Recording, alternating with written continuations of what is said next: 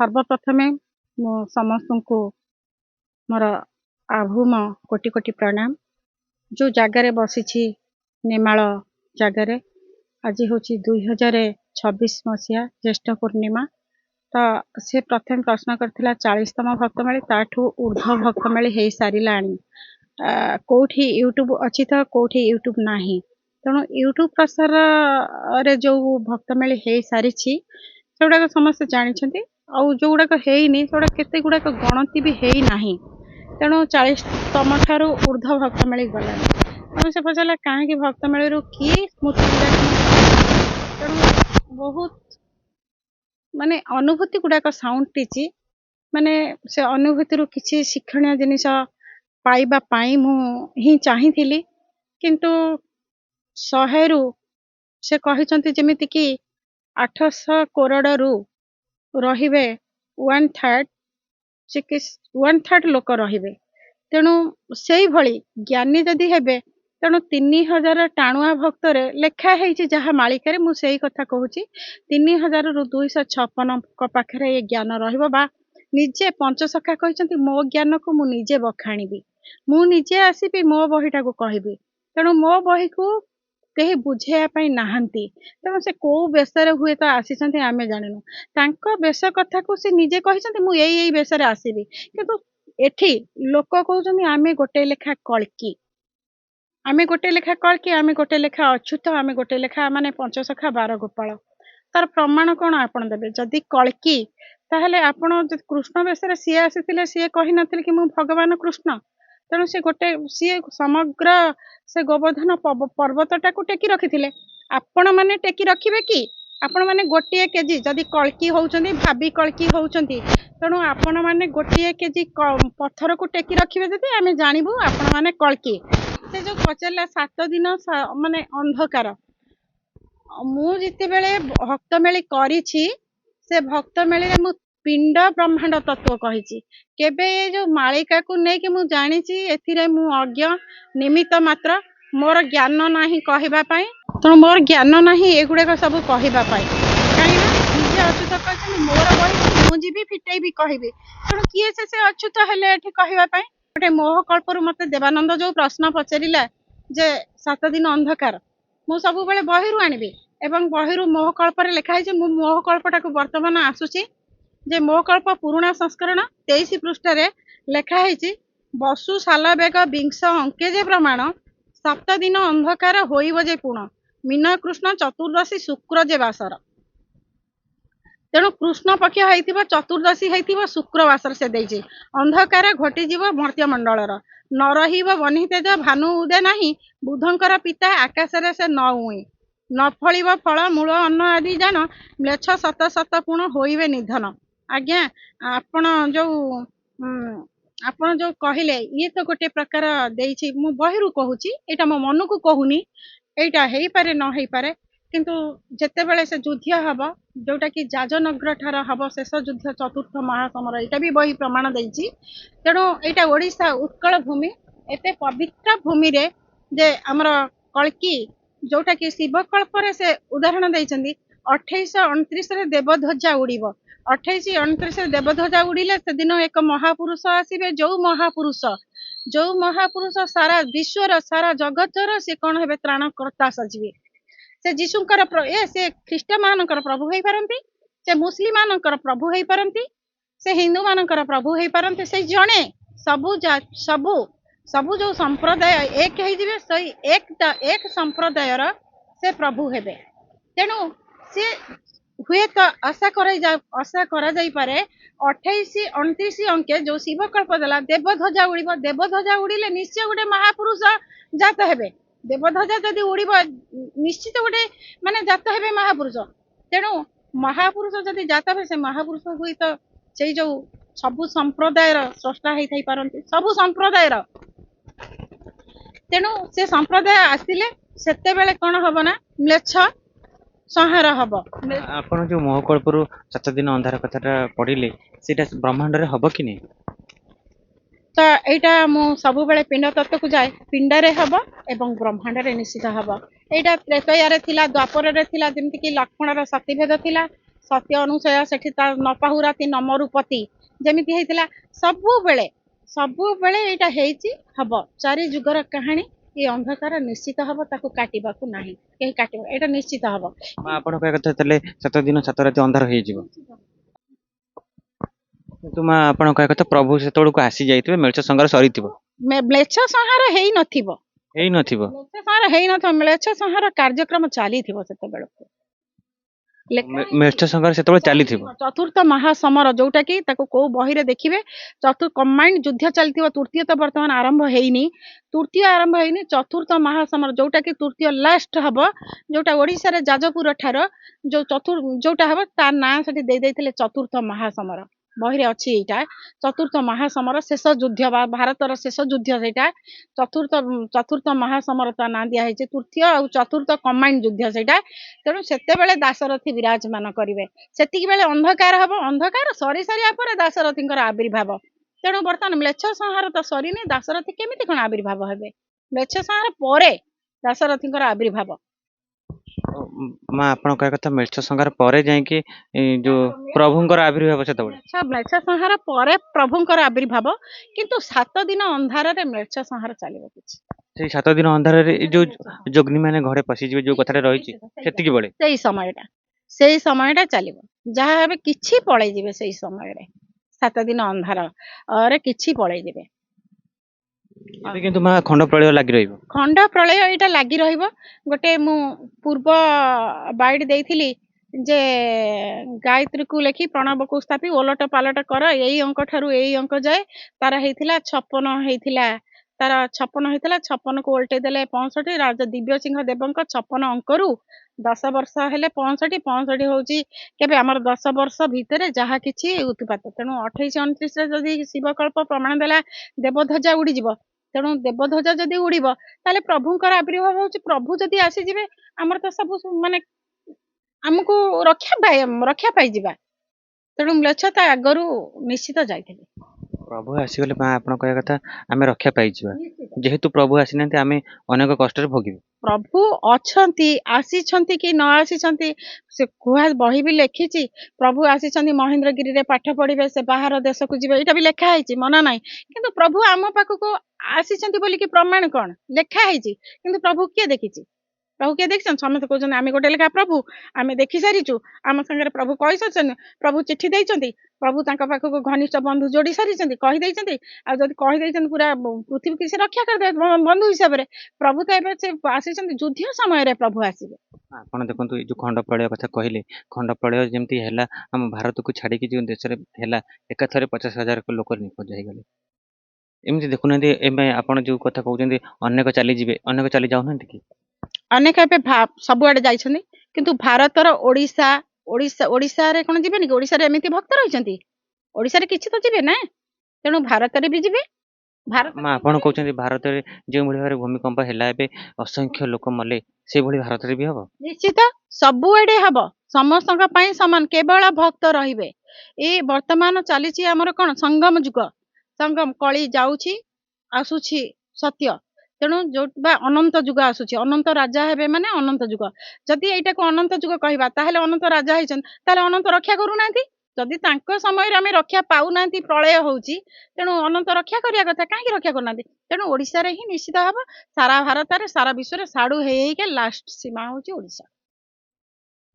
ଆପଣ କହୁଛନ୍ତି ସିଆଡୁ ହେଇକି ଲାଷ୍ଟରେ ଶେଷରେ ଆମ ପାଳି ପଡିବ शेषर आम मानक पाଳି जेहेतु आमे ओडिसा रे रहिचे आम मानक पाଳି पड़िबो निश्चित एथिरे कोनोसी भूल नाही ତାହେଲେ ମା ଆପଣ କହିବା କଥା ଅନ୍ଧାର ହବ ଆଉ ଯେମିତି ମହାପୁରୁଷ ବର୍ଣ୍ଣନା କରିଛନ୍ତି ତାଙ୍କ ଗ୍ରନ୍ଥରେ ଯୋଗିନୀ ମାନେ ଘରେ ପଶିଯିବେ କିଳିକିଳିଆ ରାବ ଦେଇ ସେଇଭଳି ପରିସ୍ଥିତି ହବ निश्चित अंधार हब जे घरे घरे जोगिनी मातिबे जोगिनी किए आम घरे आमे सब जोगिनी हेला भलिया कहले चले तेणु घरे जो माने रहिजन तारे शक्ति प्रयोग करिवो शक्ति प्रयोग हब शक्ति प्रवेश करिवो शक्ति प्रवेश कले मनीष मांस मनीष सेठी भी खाइलानी काहा तंटी चिपी एभे लेखा हैची नारी मानकर शक्ति एमिति हे जिवो जे सेतेबेलकु नारी माने सेते तंटी चिपी की रक्त पीबे से अंधकार रे हला ଅନ୍ଧକାରରେ ମା ଆପଣ କଥା ନିଜେ ନିଜେ ନିଜେ ନିଜର କ୍ଷତି କରି ବସିବେ। ନିଜେ ନିଜର କ୍ଷତି କରିବ ସେତେବେଳେ ମାନେ ବାଟ ହୁଡିବେ ଜଣା ପଡିବନି ଯେ ମୋ ସଂସାର ମୋ ଘର ଦ୍ୱାର ସେତେବେଳେ ଏମିତି ସମୟ ଆସି ଅଜ୍ଞାନୀ ହେଇଯିବେ।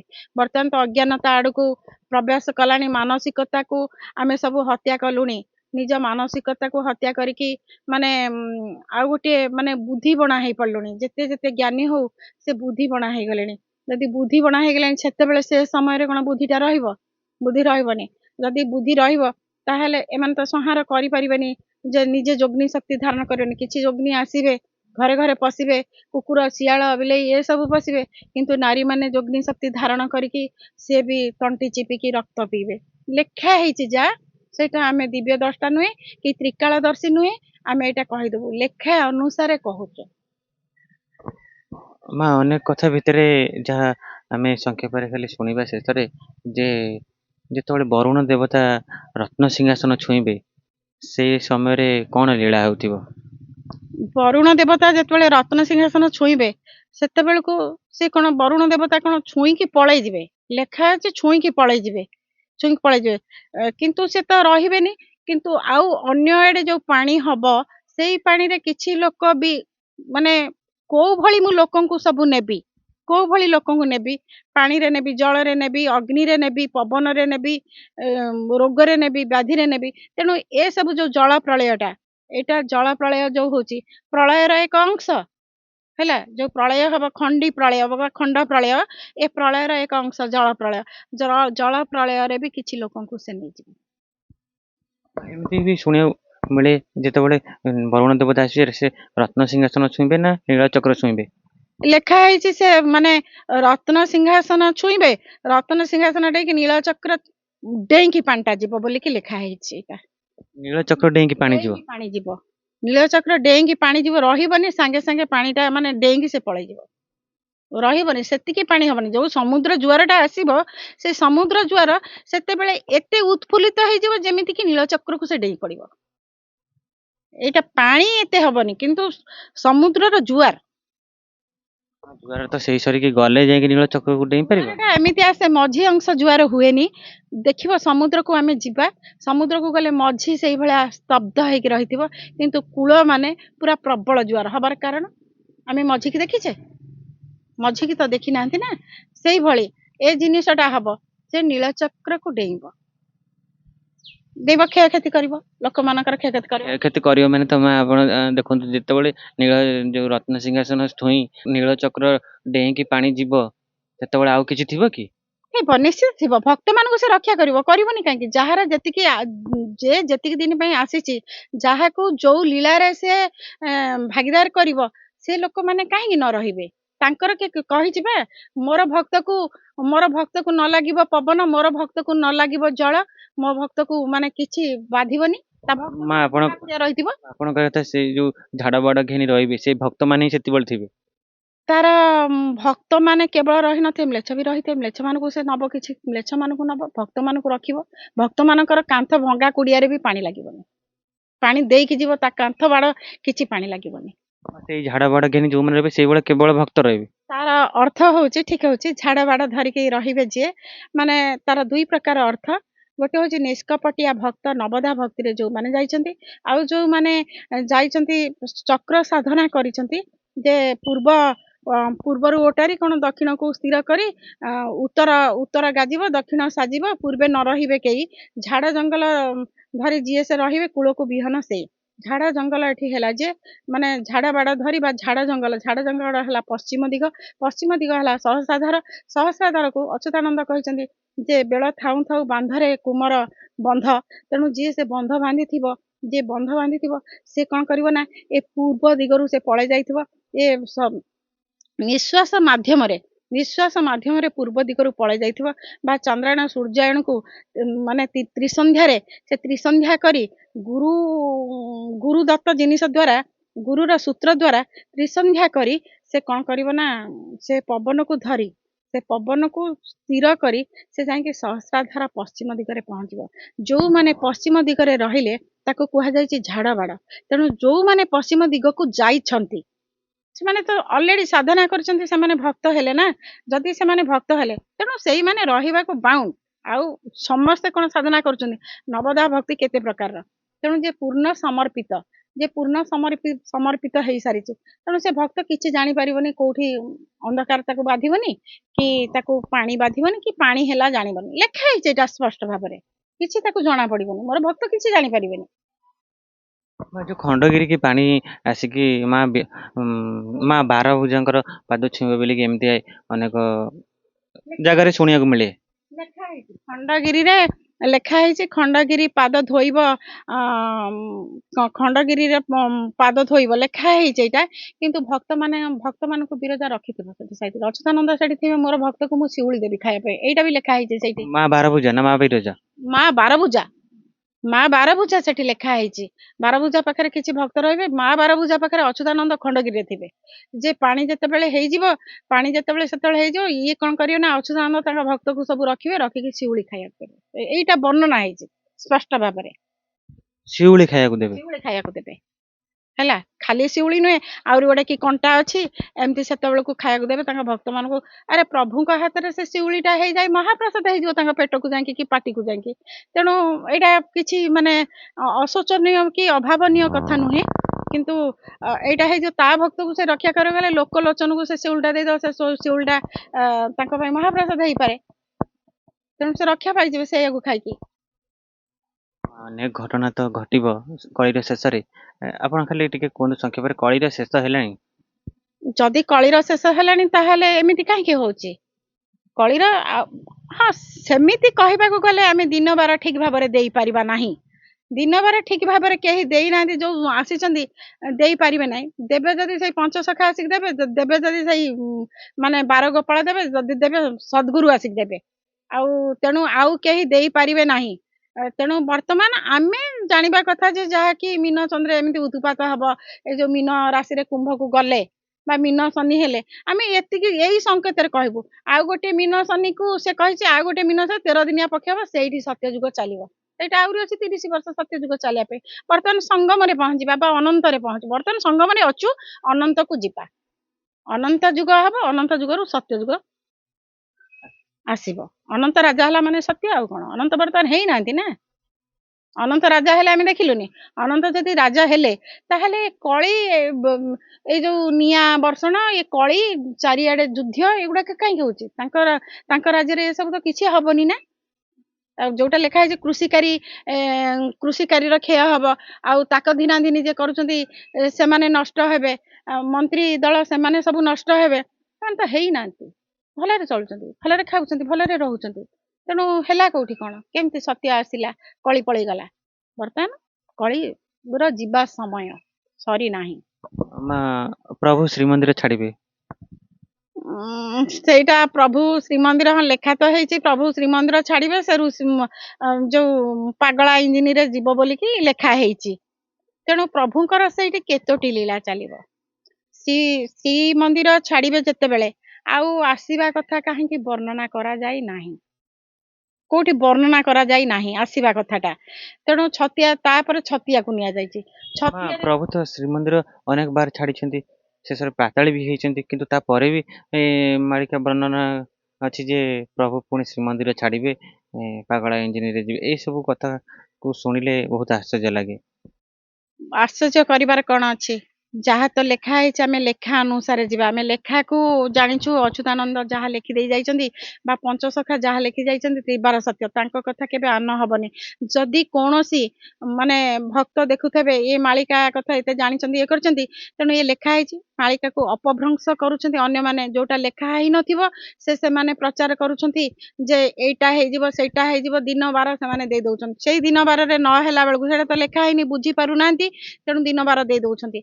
ତେଣୁ ସେଇଟା ଲୋକମାନେ ଆଜି କହୁଛନ୍ତି ଏ ସବୁ ମାଳିକା ମିଥ୍ୟା, ମାଳିକାକୁ ମିଥ୍ୟା ବୋଲିକି ଅପପ୍ରଚାର କରାଯାଉଛି। କିନ୍ତୁ ମାଳିକା ପ୍ରକୃତରେ ସତ୍ୟ। ଲୋକମାନେ, କୌଣସି ଲୋକ ତାକୁ ଠିକ ଭାବରେ କହିନାହାନ୍ତି, ତାର ଦିନ ବାର ଏଇଟା ଏଇ ଦିନ ସିଏ ତ ଦେଇନାହାନ୍ତି, ଏମାନେ କଣ କହିବେ? କିନ୍ତୁ ମା ପ୍ରଭୁ କିନ୍ତୁ ଶ୍ରୀମନ୍ଦିର ଛାଡିବେ। ଶ୍ରୀମନ୍ଦିର ଛାଡିବାକୁ ଲେଖା ହେଇଛି, ପ୍ରଭୁ ଯୋଉ ଯିବେ, ଛତିଆ ଯିବେ, ଏଇଟା ତ ଲେଖା ହେଇଛି। ଯେତେବେଳେ ରୁଷିଆ ବର ନେଇ ଯାଇଥିଲା, ଯେ ସେ ସମୟରେ ତ୍ରେତୟାରେ ବର ନେଇଥିଲା ଯେ ମୁଁ ସେ ବର କି ବର ମାଗୁଛୁ ମାଗେ, ସେତେବେଳେ ସେ କହିଥିଲେ ଯେ ତୁ ନେଇକି ପାଗଳା ଇଞ୍ଜିନରେ ମତେ ଟିକେ ନେଇକି ଏ ପାଗଳା ଇଞ୍ଜିନରେ ମୁଁ ଯିବି ଆଉ ଛତିଆ ଯୋଉ ହାଡ଼ିଦାସ ଶ୍ରୀକ୍ଷେତ୍ର ହବ। ତେଣୁ ସେଇ ସମୟରେ ତାଙ୍କର ଯିଏ ଯାହାକୁ ମାନେ ଯାହା କଥା ଦେଇଥିଲେ ସେଇ ସମୟରେ ଚୁକ୍ତିବଦ୍ଧ ସେଇଟା ହେଇଯିବ। ତେଣୁ ସେଇ ସମୟରେ ଛାଡ଼ିବେ। କିନ୍ତୁ ଆସିବା କଥା କାହିଁକି କୁହାଯାଇନି, କିନ୍ତୁ 6 ବର୍ଷ କୁହାଯାଇଛି, 6 ବର୍ଷ ନନ୍ଦିଘୋଷ ଗୋଟେ ଲେଖା ହେଇଛି ବି। 6 ବର୍ଷ ନନ୍ଦିଘୋଷ ବନ୍ଦ ରହିବ। ନନ୍ଦିଘୋଷ ରଥଯାତ୍ରା ବନ୍ଦ ରହିବ। 6 ବର୍ଷ 6 ବର୍ଷ ଲେଖା ହେଇଛି। 6 ବର୍ଷ ନନ୍ଦିଘୋଷ ରଥଯାତ୍ରା ବନ୍ଦ ରହିବ। ତା କେବେ ବି କାହିଁ ସଠିକ ଡେଟ୍ ତ ଦିଆହେଇନି। ତେଣୁ ଯେବେ ହବ ଆମେ ଜାଣିବା। ଆମେ ଯଦି ଡେଟ୍ ଦେଇଦେବା କାଲି ସକାଳକୁ ହେଇଯାଉଥିବ, କାଲି ସକାଳକୁ ଆମକୁ ଘୋଷାରିବେ ତୁ ଏତେ ମାଳିକାର କହିଲା ବାଲା ଏମିତି କହିଦେଲୁ, ଏଇଟା କୋଉ ସତ୍ୟ ନା। ଏଇଟା ବି ଡେଟ୍ ଦିଆହେଇନି। ଯଦି ଡେଟ୍ ଦେବେ ବୁଝେଇ କହିବେ, ମୋ ବହିକୁ ମୁଁ ବୁଝେଇ କହିବି। ମୋ ବହି ମୁଁ ଲେଖିନି, ମୋ ବହି ଅଚ୍ୟୁତଙ୍କ ବହି। ଅଚ୍ୟୁତ ନିଜେ କହୁଛନ୍ତି ମୋ ବହିକୁ ମୁଁ ବୁଝେଇବାକୁ ଆସିବି, ଆଉ କେହି ବୁଝେଇବାକୁ ନାହାନ୍ତି। ଇନ୍ଦ୍ର ବୁଝେଇବେ, ଶାରଳା ବୁଝେଇବେ, ପଞ୍ଚସଖା ବୁଝେଇ, ଆଉ କେହି ବୁଝେଇବେନି। ତେଣୁ ଏଠି ଅନ୍ୟମାନେ ବୁଝଉଛନ୍ତି ଯୋଉ, ଏଇଟା ଠିକ କରୁନାହାନ୍ତି, ସେ ଦେଇନାହାନ୍ତି ଦିନବାର। ହଁ, ଅନେକ କଥା ରହିଛି ତା ଭିତରେ ଆମର ସମୟ ହେଇଗଲାଣି। ସମୟ ଶେଷରେ ଆମ ଦର୍ଶକ ବନ୍ଧୁମାନଙ୍କୁ କଣ କହିବେ? ଦର୍ଶକ ମାନଙ୍କୁ କହିବି, ମାଳିକାକୁ, ଓରିଜିନାଲ ମାଳିକାକୁ ପଢନ୍ତୁ। ରାସ୍ତାଘାଟରେ ଯୋଉ ମାଳିକା ଘୁରି ବୁଲୁଛି ତାକୁ ବିଶ୍ୱାସ କରନ୍ତୁ ନାହିଁ। ଓରିଜିନାଲ ମାଳିକାକୁ, କେତେ ପୁରୁଣା ସଂସ୍କରଣ ଯୋଉଗୁଡାକ, ସେଇଗୁଡାକ ନିଜେ ପଢନ୍ତୁ। ଅନ୍ୟମାନଙ୍କୁ କହିଲେ ଅନ୍ୟମାନେ କହିବେ ଆମେ କଳ୍କି, ଆମେ ଯାହା କହୁଛୁ ଠିକ, ଆମକୁ ଠାକୁର ଆସିକି ଏଇଆ କହିଲେ ଆଉ ଆମେ କଳ୍କିଙ୍କୁ ଭେଟିଛୁ। ଏଗୁଡାକ ଅନ୍ଧବିଶ୍ୱାସ। ମାଳିକା କେବେ ମିଥ୍ୟା ନୁହେଁ, ସତ୍ୟ। ଓରିଜିନାଲ ମାଳିକାକୁ ପଢନ୍ତୁ ଆଉ ଓରିଜିନାଲ ଲୋକଙ୍କ ସହିତ ଭେଟନ୍ତୁ, ଯିଏ କି ପ୍ରକୃତ ଭକ୍ତ। ସେ କଣେ ବଣେ ବଣରେ ରହିବେ, କିନ୍ତୁ ଏସବୁ ପ୍ରଭୁ ନିଜେ ଆସିବେ, ନିଜେ ସ୍ୱୟଂ ଅଚ୍ୟୁତାନନ୍ଦ ନିଜେ ଆସିକି ତାଙ୍କ ବହିଟାକୁ ବୁଝେଇବେ, ଆଉ କେହି ବୁଝେଇବାକୁ ଅଭାଜ ନାହିଁ। ହଁ, ଆପଣଙ୍କୁ ବହୁତ ବହୁତ ଧନ୍ୟବାଦ। ଦର୍ଶକ ବନ୍ଧୁ, ଆଜିର ଅଧ୍ୟାୟକୁ ଏଇଠି ବିରାମ ଦେଉଛୁ। ଆଉ ଏକ ନୂତନ ଅଧ୍ୟାୟରେ ଆପଣଙ୍କ ସହିତ ସାକ୍ଷାତ ରହୁଛୁ। ଜୟ ଶ୍ରୀ ଜଗନ୍ନାଥ, ଜୟ ପଞ୍ଚସଖା।